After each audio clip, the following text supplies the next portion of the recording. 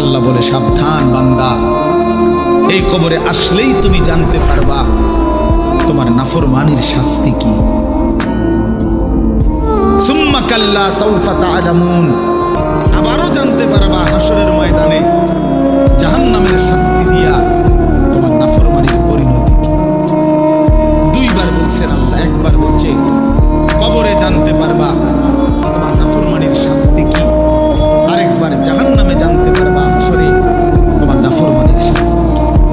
সামান্য কয়টা বুট বেচতে বেচতে বেচারা এক ওয়াক্ত নামাজ পড়ে, কদ্দুর চা বেচে, দুটা মন বেচে, বেচারা এক ওয়াক্ত নামাজ পড়ে।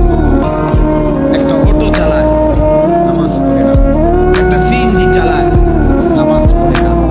12,000 14,000 টাকার একটা বেতন, এই কদ্দুর চাকরি করে, এটুকুর জন্য একটা নামাজ, একটা সেজদা দেয় না আল্লাহকে।